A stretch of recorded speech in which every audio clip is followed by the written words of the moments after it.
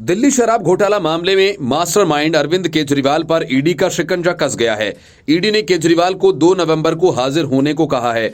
ED Arvind Kejriwal से अब यह पूछेगी कि मनीष सिसोदिया के द्वारा वसूला गया 338 करोड़ रुपया कहां खाया और खपाया गया, क्योंकि सुप्रीम कोर्ट ये कह चुकी है कि 338 करोड़ रुपए के मनी ट्रेल की बात साबित हो रही है। इसके बाद से ही आम आदमी पार्टी में खलबली मची हुई है और बीजेपी हमलावर है। शराब घोटाला मामले में मनीष सिसोदिया और संजय सिंह के बाद अरविंद केजरीवाल ईडी के निशाने पर ऐसे ही नहीं आ गए। ईडी ने अपनी चार्जशीट में अरविंद केजरीवाल का नाम कई जगह लिखा है। आम आदमी पार्टी के संयोजक अरविंद केजरीवाल को पीएमएलए यानी धन शोधन निवारण अधिनियम के तहत समन जारी किया गया है। सूत्रों का कहना है कि दिल्ली में मामले के जांच अधिकारी के सामने पेश होने के बाद एजेंसी मुख्यमंत्री का बयान दर्ज करेगी। दिल्ली के मुख्यमंत्री अरविंद केजरीवाल को ऐसे वक्त में ईडी ने पूछताछ के लिए बुलाया है जब सुप्रीम कोर्ट ने मनीष सिसोदिया को जमानत देने से इनकार कर दिया। उसके ठीक बाद ईडी ने अरविंद केजरीवाल को समन जारी कर दिया। इसके पहले अरविंद केजरीवाल से सीबीआई पूछताछ कर चुकी है। ईडी ने दिल्ली शराब घोटाला मामले में दाखिल अपने आरोप पत्रों के बारे में कई बार अरविंद केजरीवाल के नाम का उल्लेख किया और कहा कि आरोपी दिल्ली आबकारी नीति 2021-22 को तैयार करने और लागू करने के संबंध में आम आदमी पार्टी नेता के संपर्क में थे। हालांकि बाद में यह आबकारी नीति रद्द कर दी गई थी। सूत्रों के मुताबिक मामले में इस महीने की शुरुआत में गिरफ्तार किए गए आम आदमी पार्टी के सांसद संजय सिंह से पूछताछ के आधार पर कुछ नए खुलासे हुए हैं। सूत्रों ने कहा कि अरविंद केजरीवाल से नए सुरागों पर स्पष्टीकरण मांगा जाएगा। यही वजह है कि उन्हें पूछताछ के लिए बुलाया गया। इससे पहले 16 अप्रैल को आम आदमी पार्टी के राष्ट्रीय संयोजक केजरीवाल से सीबीआई यानी केंद्रीय जांच ब्यूरो ने मामले में 9 घंटे से अधिक समय तक पूछताछ की थी। दिल्ली शराब घोटाला केस से जुड़े मनी लॉन्ड्रिंग मामले में आम आदमी पार्टी के 2 दिग्गज नेता मनीष सिसोदिया और संजय सिंह अभी सलाखों के पीछे हैं। मनीष सिसोदिया को झटका देते हुए सुप्रीम कोर्ट ने दिल्ली आबकारी नीति मामले में संबंधित भ्रष्टाचार और धन शोधन मामलों में उनके नियमित जमानत याचिका खारिज कर दी और कहा कि मामले में अस्थायी तौर पर 338 करोड़ रुपए के हस्तांतरण की पुष्टि हुई है। बीजेपी ने केजरीवाल को घोटाले का मास्टरमाइंड बताया है। इसे लेकर आप नेता और दिल्ली के मंत्री सौरभ भारद्वाज ने कहा कि दिल्ली के मुख्यमंत्री को प्रवर्तन निदेशालय के नोटिस से यह साफ है कि बीजेपी के नेतृत्व वाली केंद्र सरकार का एकमात्र उद्देश्य आम आदमी पार्टी को खत्म करना है। सौरभ भारद्वाज ने आरोप लगाते हुए कहा कि इसके लिए वे केजरीवाल को फर्जी मामलों में फंसाने, जेल भेजने और आम आदमी पार्टी को खत्म करने में कोई कोर कसर नहीं छोड़ रहे। आतिशी ने अपने कैबिनेट सहयोगी भारद्वाज के सामने विचार व्यक्त किए और कहा कि बीजेपी आम आदमी पार्टी से डरी हुई है। आतिशी ने आरोप लगाया कि वे मुफ्त बिजली, अच्छे स्कूल्स और मोहल्ला क्लिनिक से डरते हैं। वे हमारे नेताओं को झूठे मामलों में फंसाकर जेल में डालना चाहते हैं। बीजेपी की दिल्ली इकाई के अध्यक्ष वीरेंद्र सचदेवा ने कहा कि केजरीवाल को समन और उसी मामले में दिल्ली के पूर्व उप मुख्यमंत्री मनीष सिसोदिया की जमानत याचिका खारिज होने से बीजेपी का ये रुख सही साबित हुआ है कि आबकारी नीति घोटाला हुआ है। वीरेंद्र सचदेवा ने यह कहा कि सुप्रीम कोर्ट द्वारा सिसोदिया की जमानत याचिका खारिज किए जाने से बीजेपी के शराब घोटाला के आरोप सही साबित हुए और अब दिल्ली को ईडी का समन इस भ्रष्टाचार गाथा को अंजाम तक पहुंचाने का अंतिम कदम है, क्योंकि वह खुद जेल जा रहे हैं। मनीष सिसोदिया की जमानत याचिका सुप्रीम कोर्ट से खारिज होते ही पूरी आम आदमी पार्टी में तबाही का मंजर है। पार्टी को उम्मीद थी कि सिसोदिया को जमानत मिल जाएगी, लेकिन 338 करोड़ के खेल से अचानक पर्दा उठ गया और सिसोदिया की जमानत छोड़िए अरविंद केजरीवाल की हालत पतली होने लगी। सुप्रीम कोर्ट के फैसले के खिलाफ आम आदमी पार्टी के नेताओं ने जमकर बयानबाजी की और सिसोदिया की जमानत के लिए अब रिव्यू पिटीशन दाखिल करने की तैयारी शुरू हो गई है, क्योंकि अरविंद केजरीवाल का सारा खेल सिसोदिया पर ही टिका है। संजय सिंह ने कुछ ऐसे तथ्य ईडी को बता दिए जिसकी वजह से ईडी ने केजरीवाल को तलब कर लिया। पार्टी के एक सूत्र ने कहा कि पार्टी उच्चतम न्यायालय के इस आदेश के खिलाफ समीक्षा याचिका दायर करने की योजना बना रही है। इससे पहले उच्चतम न्यायालय ने कथित दिल्ली आबकारी नीति घोटाला मामले से संबंधित भ्रष्टाचार और मनी लॉन्ड्रिंग के मामलों में मनीष सिसोदिया की नियमित जमानत की अपीलें ये कहकर खारिज कर दी कि मामले में 338 करोड़ रुपए के हस्तांतरण की पुष्टि हुई है। अब ईडी को यह पता लगाना है कि 338 करोड़ रुपए कहां गए और किसके पास गए। जाहिर है कि सारी बातें अरविंद केजरीवाल पर ही आकर रुक जाती हैं। ईडी पहले ही अदालत को यह बता चुकी है कि रिश्वत का सारा माल आम आदमी पार्टी के पास गया और इसी पैसे से उसने पंजाब और गोवा में चुनाव लड़ा। न्यायमूर्ति संजीव खन्ना और न्यायमूर्ति एसवीएन भट्टी की पीठ ने कहा कि उसने जांच एजेंसी के बयान को रिकॉर्ड किया और इन मामलों में सुनवाई 6 से 8 महीने में पूरी की जाएगी। पीठ ने कहा कि अगर सुनवाई की कार्यवाही में देरी होती है तो सिसोदिया 3 महीने में इन मामलों में जमानत के लिए आवेदन कर सकते हैं। पीठ ने कहा कि विश्लेषण में कुछ ऐसे पहलू हैं जिन्हें हमने संदिग्ध बताया है, लेकिन 338 करोड़ रुपए के धन हस्तांतरण के संबंध में एक पहलू की पुष्टि हुई है, इसलिए हमने जमानत की अर्जी खारिज कर दी है। सिसोदिया की बेल याचिका खारिज होने के बाद आतिशी मरलेना ने कहा कि पार्टी और उनके नेता उच्चतम न्यायालय का सम्मान करते हैं, लेकिन पूर्व उप मुख्यमंत्री मनीष सिसोदिया की जमानत याचिका खारिज करने के आदेश से वह सहमत नहीं है और आगे की कानूनी विकल्प तलाशेंगे। आतिशी ने कहा कि जब उनकी जमानत याचिका पर सुनवाई हो रही थी, उच्चतम न्यायालय ने ईडी से लगातार कठिन सवाल पूछे, जैसे कि पैसे का लेन देन कहां है। शीर्ष अदालत ने यह भी कहा कि मामला एक सरकारी गवाह दिनेश अरोड़ा के बयान पर आधारित है। आतिशी ने कहा कि इन तीखी टिप्पणियों के बावजूद उच्चतम न्यायालय ने प्रतिकूल फैसला दिया। हम उस आदेश का गहराई से अध्ययन करेंगे और अपने कानूनी विकल्पों का पता लगाएंगे और अपना अगला कदम तय करेंगे। मनीष सिसोदिया को सीबीआई ने 26 फरवरी को घोटाला के आरोप में गिरफ्तार किया था। ईडी ने तिहाड़ जेल में पूछताछ के बाद 9 मार्च को सीबीआई की प्राथमिकी से जुड़े धन शोधन के मामले में सिसोदिया को गिरफ्तार किया था। सिसोदिया ने 28 फरवरी को दिल्ली कैबिनेट से इस्तीफा दिया था। शराब घोटाला मामले के जितने भी रास्ते हैं वे अरविंद केजरीवाल से शुरू होकर वहीं खत्म हो जाते हैं। यही वजह है कि शराब घोटाले का मास्टरमाइंड अरविंद केजरीवाल को ही जांच एजेंसी मानती है और मनीष सिसोदिया, संजय सिंह जैसे नेता महज केजरीवाल के हाथों की कठपुतली हैं, जो उनके इशारे पर पूरे घोटाले को अंजाम दे रहे थे और रिश्वत का माल ठिकाने लगा रहे थे। रिश्वत का एक भी रुपया इधर उधर नहीं हो, इस पर केजरीवाल की पूरी निगरानी थी। वे ये सुनिश्चित करते थे कि माल कहां जाना है और उसका क्या होना है। यही वजह है कि केजरीवाल को ईडी ने ऐसे ही पूछताछ के लिए नहीं बुलाया। केजरीवाल को ऐसे समय पर बुलाया गया जब ईडी ने कोर्ट में कहा था कि शराब घोटाले के लाभार्थी के तौर पर आम आदमी पार्टी को आरोपी बनाए जाने पर विचार चल रहा है। सुप्रीम कोर्ट की ओर से पूछे गए एक सवाल के जवाब में ईडी ने यह बात कही थी। केजरीवाल को ईडी ने पहली बार समन भेजा है, लेकिन इसके पहले फरवरी में उनके पीए विभव कुमार और करीबी नेता जैस्मिन शाह से ईडी पूछताछ कर चुकी है। उसी दौरान मनीष सिसोदिया को भी गिरफ्तार किया गया था। जांच एजेंसीज की ओर से दायर चार्जशीट में कई बार उनका नाम प्रत्यक्ष और परोक्ष रूप से लिया गया है। एक चार्जशीट में ईडी ने दावा किया कि खत्म की जा चुकी विवादित आबकारी नीति केजरीवाल का ब्रेन चाइल्ड था। कोर्ट डॉक्यूमेंट्स, चार्जशीट और रिमांड पेपर में मुख्यमंत्री के नाम का इस्तेमाल किया गया है। कथित बैठकों, निजी कंपनीज के लिए कमीशन तय करने, दिल्ली शराब कारोबार में साउथ के नेताओं और कारोबारियों को लाने के संबंध में उनका जिक्र किया गया है। जनवरी में दायर ईडी की चार्जशीट के मुताबिक केजरीवाल ने कारोबारी समीर महेंद्रू ने कहा कि विजय नायर उनका आदमी है और वह उस पर पूरा भरोसा करते हैं।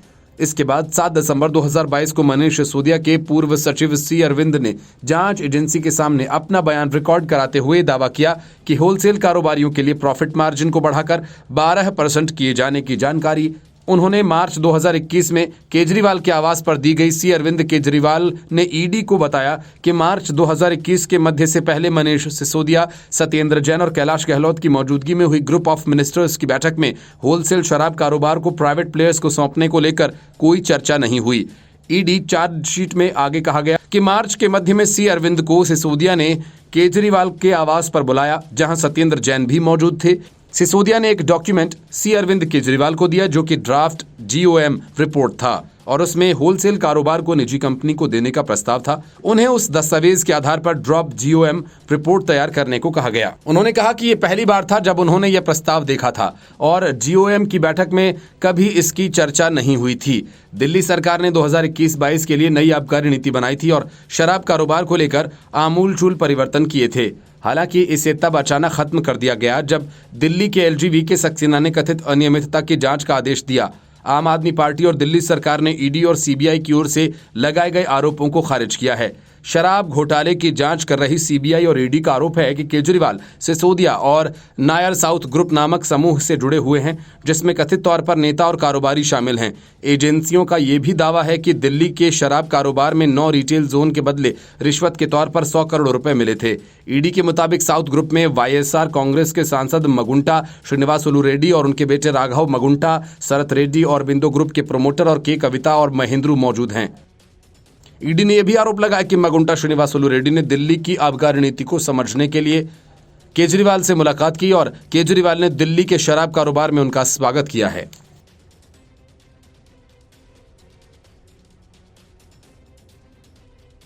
ममता बनर्जी को सुप्रीम कोर्ट ने तगड़ा झटका दे दिया है। इसके बाद ममता बनर्जी सरकार की हालत और पस्त होने वाली है।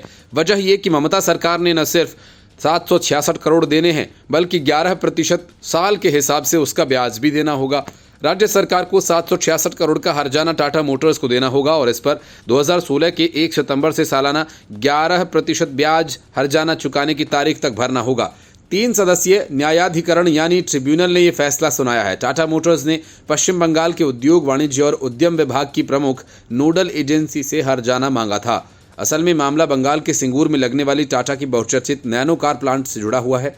2006 में जब प्लांट लगाने के लिए जमीन का अधिग्रहण किया गया था, तब राज्य में वाम दलों की सरकार थी। उस समय विपक्ष की नेता ममता बनर्जी के विरोध के बाद टाटा की ये परियोजना बंद हो गई। बाद में जब 2011 में ममता बनर्जी के नेतृत्व में पश्चिम बंगाल में तृणमूल कांग्रेस की सरकार बनी, तो उसने अधिग्रहित जमीन टाटा मोटर्स लेकर उसके मालिकों को वापस करने का फैसला किया। इसे टाटा ग्रुप के द्वारा कलकत्ता हाईकोर्ट में चुनौती दी गई। जून 2012 में हाईकोर्ट ने भूमि पट्टा समझौता के अनुसार जमीन पर कंपनी का अधिकार माना। इसके बावजूद जमीन टाटा मोटर्स को वापस नहीं मिली। इस फैसले के खिलाफ राज्य सरकार अगस्त 2012 में सुप्रीम कोर्ट गई। अगस्त 2016 में सुप्रीम कोर्ट ने नैनो प्लांट के लिए जमीन अधिग्रहण को अवैध बता। सिंगूर के जमीन का विवाद इतना बड़ा था कि टाटा मोटर्स की परियोजना को ही बंद करना पड़ा। इसके बाद कंपनी गुजरात चली गई और टाटा नैनो के निर्माण के लिए साणंद में एक प्लांट स्थापित किया गया। हालांकि टाटा का ये प्रोजेक्ट सफल नहीं रहा। टाटा मोटर्स ने साल 2011 में ममता सरकार के उस कानून को चुनौती दी थी जिसके जरिए कंपनी से जमीन छीन ली गई थी। जून 2012 में कलकत्ता उच्च न्यायालय ने सिंगूर अधिनियम को असंवैधानिक घोषित कर दिया और भूमि पट्टा समझौते के तहत कंपनी के अधिकारों को बहाल कर दिया। इसके बावजूद टाटा मोटर्स को जमीन का कब्जा वापस नहीं मिला। इसके बाद राज्य सरकार ने अगस्त 2012 में सुप्रीम कोर्ट के समक्ष अपील दायर की। अगस्त 2016 में सुप्रीम कोर्ट ने पश्चिम बंगाल सरकार द्वारा नैनो परियोजना के लिए भूमि अधिग्रहण को अवैध घोषित किया और निर्देश दिया कि जमीन भूस्वामियों को वापस कर दी जाए। इसके बाद टाटा मोटर्स ने जमीन के लीज समझौते के एक क्लॉज का हवाला देकर क्षतिपूर्ति की मांग की। इस क्लॉज में था कि जमीन अधिग्रहण को अवैध माना जाता है तो राज्य कंपनी को साइट पर होने वाली पूंजीगत लागत के लिए क्षतिपूर्ति करेगा। और इसके बाद टाटा मोटर्स ने मध्यस्थता की मांग की और अपना दावा दायर किया। करीब 7 साल बाद टाटा मोटर्स को जीत मिली है। पेगासस मामले में जिस तरह पूरा विपक्ष सिर पर आसमान उठाए खड़ा था, एप्पल की तकनीकी गलती से आए एक मैसेज को लेकर महुआ मोइत्रा से लेकर राहुल गांधी तक आपे से बाहर हो गए। सभी ने एक सुर में आरोप लगाया कि सरकार हमारे फोन को हैक करना चाहती है। रिश्वत लेकर सवाल पूछने के मामले में फंसी महुआ मोइत्रा तो सबसे 2 कदम आगे निकल गईं। महुआ मोइत्रा ने आरोप लगाया कि केंद्र सरकार उनके फोन और ईमेल को हैक करने की कोशिश कर रही है।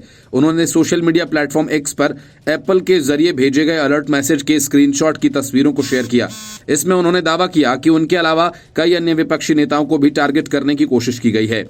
टीएमसी सांसद ने कहा कि जिस तरह से वार्निंग आ रही है, ये पहली बार है। विपक्ष के कई नेताओं और सांसदों को इस तरह से मैसेज आए हैं। उन्होंने कहा कि सरकार सर्विलांस कराने की कोशिश कर रही है। केंद्र सरकार को इस पर जवाब देना चाहिए। टीएमसी सांसद ने आरोप लगाया कि केंद्र सरकार इस तरह का काम कर रही है। ये बिल्कुल पेगासस जैसा मामला है। सूचना एवं प्रसारण मंत्रालय केंद्र सरकार के बोलने पर काम कर रहा है। महुआ ने अपने पोस्ट में लिखा कि एप्पल की तरफ से मैसेज और मेल के जरिए मुझे चेतावनी मिली है कि सरकार मेरे फोन और ईमेल को हैक करने की कोशिश कर रही है। आपका डर देखकर मुझे आप पर दया आती है। टीएमसी सांसद को मिले मैसेज में लिखा है कि अलर्ट स्टेट स्पॉन्सर्ड अटैकर्स आपका आईफोन टारगेट कर रहे हैं। महुआ ने यह भी बताया कि शिवसेना सांसद प्रियंका चतुर्वेदी समेत विपक्षी गठबंधन के अन्य नेताओं को भी चेतावनी मिली है। असल में एप्पल के सूत्रों का कहना है कि इस तरह के मैसेजेस एल्गोरिदम की खराबी के कारण ये मेल आए हैं और कंपनी इस बारे में अपना बयान जारी करेगी। लेकिन एप्पल का बयान आए इसके पहले राहुल गांधी कहने लगे कि लो मेरा फोन ले लो, कर लो जो करना है। महुआ ने वो फोन हैकिंग की इस कोशिश को लेकर लोकसभा स्पीकर ओम बिरला को चिट्ठी लिख डाली। उन्होंने एक्स पर लिखा कि लोकसभा स्पीकर ओम बिरला को आधिकारिक तौर पर चिट्ठी लिख रही हूं कि वे विपक्षी सांसदों की सुरक्षा करें।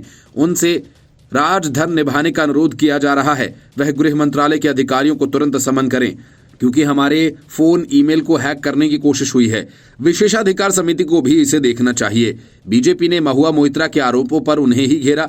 उसका कहना है कि वह संसद की कमेटी के आगे कैश के बदले सवाल पूछने के मामले में बचने के लिए ऐसा कर रही है। बीजेपी नेता नलिन कोहली ने कहा कि ईमेल हैक करने की कोशिश करने पर तुरंत नोटिफिकेशन मिलता है। ये सब ध्यान भटकाने के लिए किया जा रहा है। खुद से ही हैक कराने की कोशिश की गई है। इन बातों को किस आधार पर कहा जा रहा है? महुआ को संसद की कमेटी के सामने जवाब देना होगा। दरअसल महुआ को कैश के बदले सवाल पूछने के मामले में संसद की एथिक्स कमेटी के आगे जवाब देना है। बीजेपी सांसद निशिकांत दुबे ने महुआ पर आरोप लगाया कि उन्होंने संसद में बिजनेसमैन गौतम अडानी को लेकर सवाल पूछने के लिए दर्शन हीरानंदानी से पैसे लिए। महुआ को 2 नवंबर को एथिक्स कमेटी के आगे जवाब देना है। पहले उन्हें 31 अक्टूबर को ही जवाब देना था, मगर फिर तारीख को आगे बढ़ा दिया गया।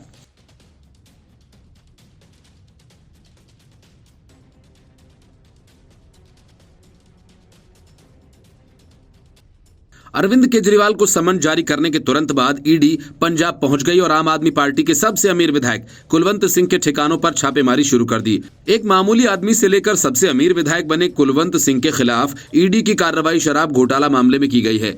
दिल्ली और पंजाब में हुए शराब घोटाला के तार एक साथ जुड़े हुए हैं। छापेमारी के दौरान ईडी को कई दस्तावेज और कागजात हाथ लगे हैं जो संदिग्ध हैं। करोड़ों की रकम का हिसाब भी ईडी के हाथ लगा है। माना यह जा रहा है कि ये दिल्ली शराब घोटाले की रकम है, जिसका एक हिस्सा कुलवंत सिंह के सहारे खपाया गया। माना जा रहा है कि इसके बाद अरविंद केजरीवाल ही नहीं बल्कि भगवंत मान की मुश्किलें भी बढ़ सकती हैं। पंजाब के मोहाली में कुलवंत सिंह के ठिकानों के साथ कुलवंत सिंह के दफ्तर पर भी ईडी की तलाशी जारी है। ईडी एक साथ अमृतसर, लुधियाना और मोहाली में शराब डीलर्स के खिलाफ सख्त कार्रवाई कर रही है। सूत्रों के मुताबिक ईडी ने कुलवंत सिंह के घर और दफ्तर पर मौजूद दस्तावेजों की अब तक ये जानकारी आधिकारिक तौर पर नहीं दी गई है कि कुलवंत के ठिकानों पर छापेमारी किस मामले को लेकर की गई है, लेकिन सूत्रों का कहना है कि ये छापेमारी दिल्ली शराब घोटाला मामले को लेकर ही है। इसे लेकर राज्यपाल बनवारीलाल पुरोहित ने भगवंत मान को पत्र लिखा था। उन्होंने मान से कहा था कि आपके विधायक ही यहाँ रियल एस्टेट का कारोबार कर रहे हैं। इसकी आड़ में ये नियमों का उल्लंघन भी कर रहे हैं, जिस पर लगाम लगाने की जरूरत है। कुलवंत सिंह पर ईडी की कार्रवाई ने पंजाब की राजनीति में उबाल पैदा कर दिया है। बिक्रमजीत सिंह मजीठिया ने एक्स पर कहा कि पंजाब में भी 550 करोड़ रुपए का शराब घोटाला हुआ है। मजीठिया ने कहा कि ईडी ने कुलवंत सिंह पर दिल्ली और पंजाब में हुए शराब घोटाले को लेकर छापा मारा है। आम आदमी पार्टी के राष्ट्रीय संयोजक और दिल्ली के मुख्यमंत्री अरविंद केजरीवाल को समन जारी करने के बाद ईडी ने अब शराब घोटाला मामले में पंजाब लिंक को खोजना शुरू कर दिया है। ये जरूरी है कि पंजाब में हुए 550 करोड़ रुपए के शराब घोटाले को उजागर किया जाए, जिसका सीधा फायदा मुख्यमंत्री भगवंत मान और हरपाल चीमा को मिला है। विधायक कुलवंत सिंह एक बिजनेसमैन हैं। उनका जन्म पंजाब के रूपनगर के समाना कला में एक सैनिक रामदासिया सिख परिवार में हुआ था। वो अपना गांव छोड़कर जीरकपुर चले गए थे और वहां पर 3 साल तक ट्रकों और अन्य भारी वाहनों का वजन करते थे। उन्होंने गेहूं के भूसे का स्टॉक बेचने के लिए सड़कों पर घोड़ा गाड़ी भी चलाई। कुलवंत सिंह जनता लैंड प्रोमोटर्स लिमिटेड के प्रबंधक निदेशक हैं और उनका कारोबार 1500 करोड़ रुपए का है। उनके पास 2 व्यावसायिक इमारतें भी हैं। उनके पास पंजाब और हिमाचल प्रदेश में कई प्रॉपर्टीज भी हैं।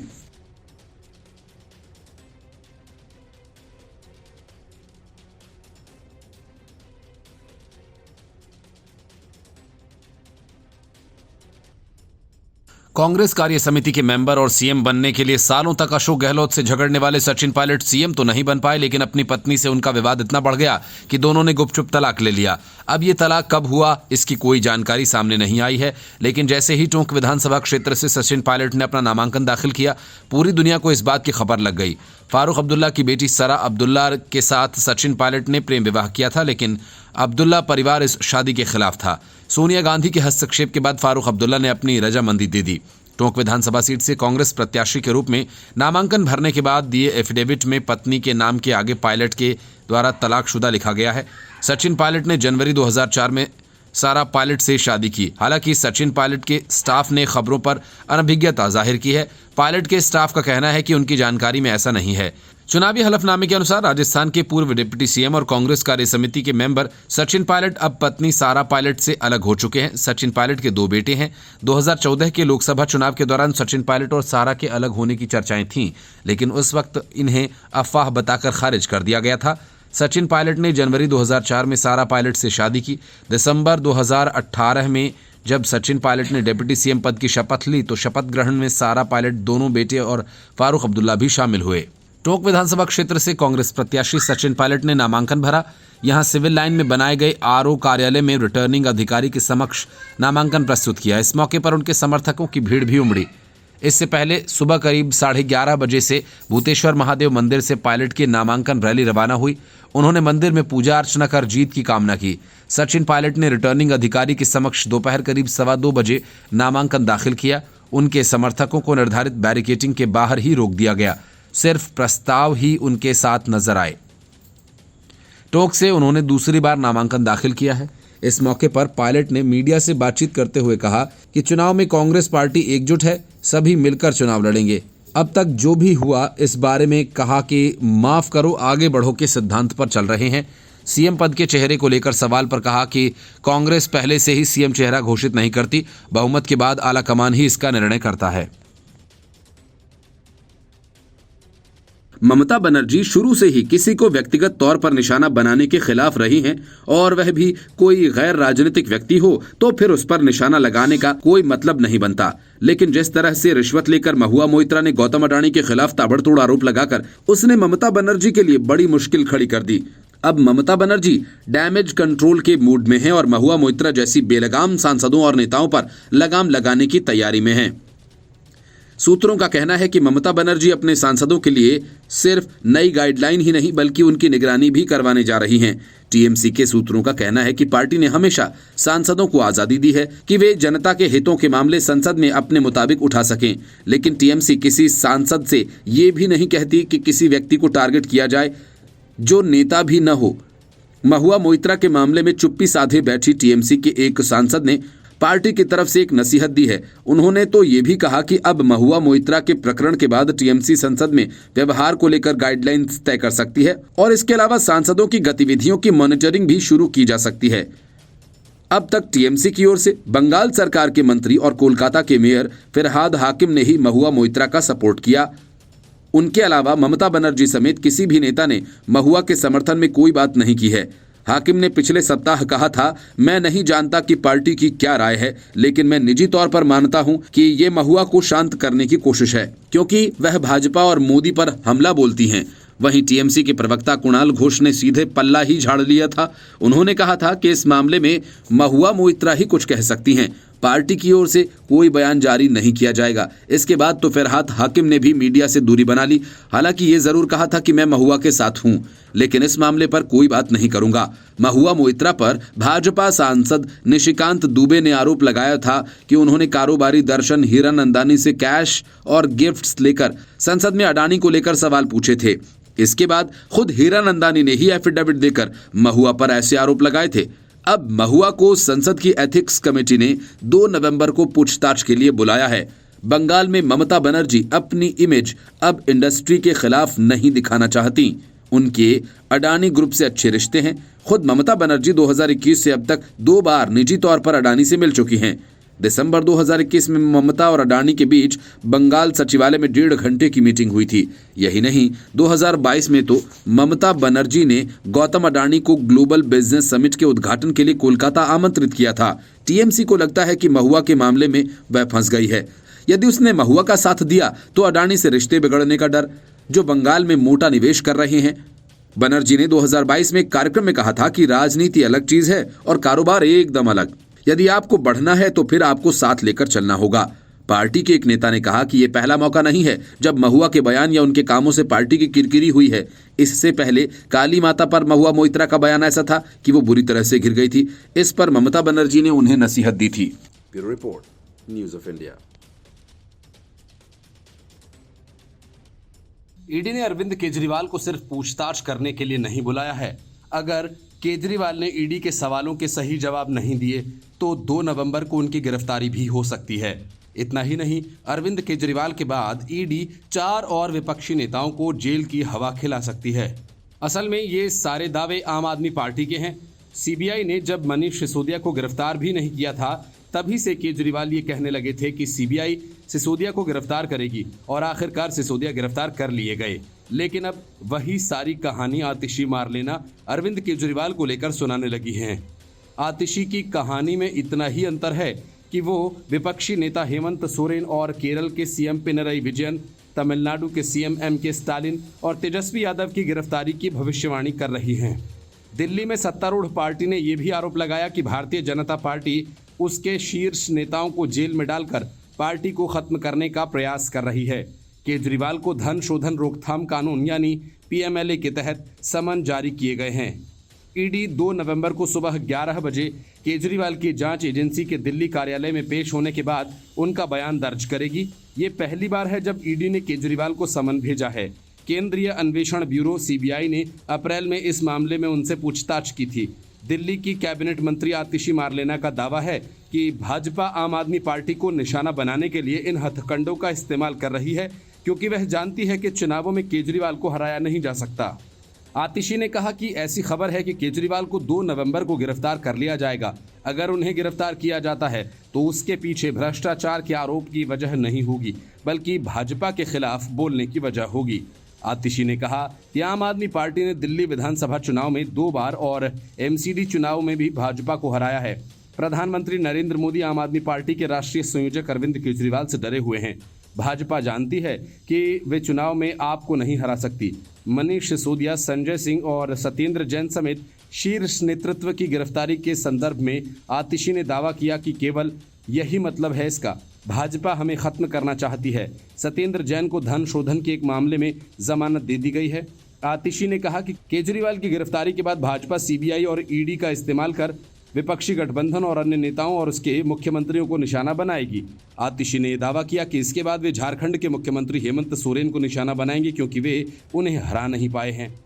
फिर वे तेजस्वी यादव को निशाना बनाएंगे, क्योंकि वे बिहार में गठबंधन नहीं तोड़ पाए। फिर केरल के मुख्यमंत्री पिनरई विजयन और तमिलनाडु के मुख्यमंत्री एम.के. स्टालिन को भी निशाना बनाया जाएगा। आतिशी ने दोहराया कि आम आदमी पार्टी के नेता जेल जाने से नहीं डरने वाले और वे अपनी अंतिम सांस तक संविधान को बचाने की लड़ाई लड़ते रहेंगे। Bureau report, news of India.